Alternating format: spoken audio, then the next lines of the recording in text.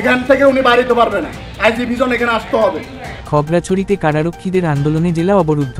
আজ 13 ফেব্রুয়ারি বিকেলে খগড়াছড়িতে কারারক্ষীদের আন্দোলনের কারণে জেলা কার্যত অবরুদ্ধ হয়ে পড়েছে। কারারক্ষীরা তাদের দাবি দেওয়া আদায়ের লক্ষ্যে কর্মবিরতি ও বিক্ষোভ শুরু করলে জেলার গুরুত্বপূর্ণ সড়ক ও স্থাপনায় যান চলাচল ব্যাহত হয়। এতে সাধারণ মানুষ চরম দুর্ভোগ পড়েন।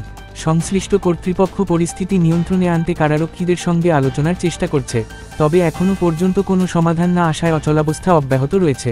প্রশাসন দ্রুত পদক্ষেপ না নিলে পরিস্থিতি আরও জটিল হতে পারে বলে আশঙ্কা করা হচ্ছে।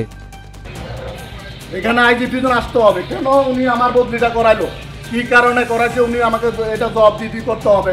এই জেলা আক্তার প্রমাণ সহ আমারে অফার দিছে বাইরে ক্যান্টিন নেওয়ার জন্য 70,000 টাকা। আমি 70,000 টাকা দিতে পারি নাই বিধায় আমাকে ক্যান্টিন দেয় নাই।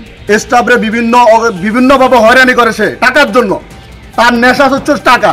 সে জালুকাটির থেকে নারিকালাঙ্গিতে এসে এখানে আসছে, তাকে ডিসচার্জ মন্তব্য পর্যন্ত লিখছে। সেখানে সে 2 বছরের জন্য তাকে করছে, কি জানি ইনক্রিমেন্ট ডাউন করছে।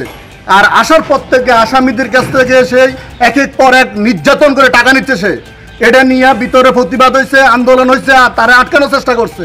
আমরা তাকে উদ্ধার করছি। উদ্ধার করার পরে তারা সেভ করার পরে লাশ পর্যন্ত এখন সে তার নিজের দাবা সাবা দেওয়ার জন্য, নিজের কীর্তিকর্মের ইয়েগুলো দাবা দেওয়ার জন্য আমাকে আরো 2 জন লোককে সে বরিশাল বিভিন্ন ডিস্ট্রিক্টে জেলাতে বদলি করছে। সে মহিলা বিষয়ে সে কিভাবে চাকরি থাকে, একজন চাকরি কারোর কি একজন সাধারণ কোনো বিষয় না হলে মামলা করে দেয়, একটা বিভাগে মামলা করে দেয়, 10 বছর তার ইনকাম খাই ফেলে। কেন, কারোর কি সমস্যা? এবং আমাদের যে কথা না বলতে পারি সেই বিষয়ে আমাদেরকে বদলি দেয়।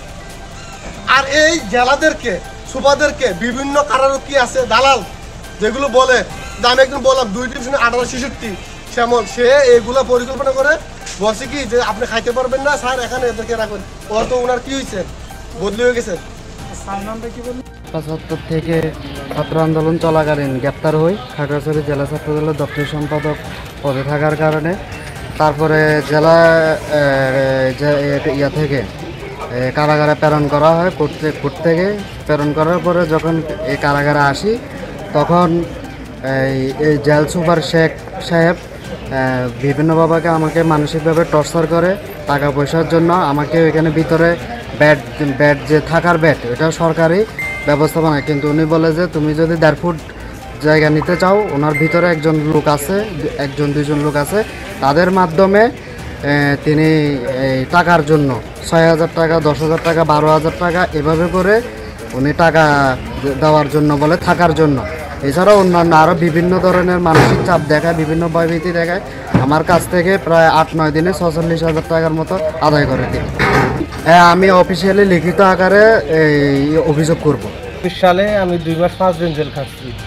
জেল খাটার কারণে ভিতরে এই বড় ভাই যে কথাগুলো বলছে, 5,000 টাকা, 8,000 টাকা, 10,000 টাকা সিট ভাড়া নিয়ে নেয়। তারপরে অনেকভাবে আমাদেরকে হয়রানি করা হয়। টাকা না দিলে আমার 15 সুইতে দিবে, লেফটেন্যান্টের কাছে সুইতে দিবে। এই 5,000, 10,000, 8,000, 10,000, 15,000, 20,000 টাকা সেরকম নিয়ে নেয়। কোনো সমস্যা না। আমরা যে তারা যে 2-1 জন একটু তারা কি একটা বিষয় নিয়ে আসে, আমরা শুনতেছি, শুনে আমরা যথাযথ কর্তৃপক্ষের মাধ্যমে সমাধান করবো।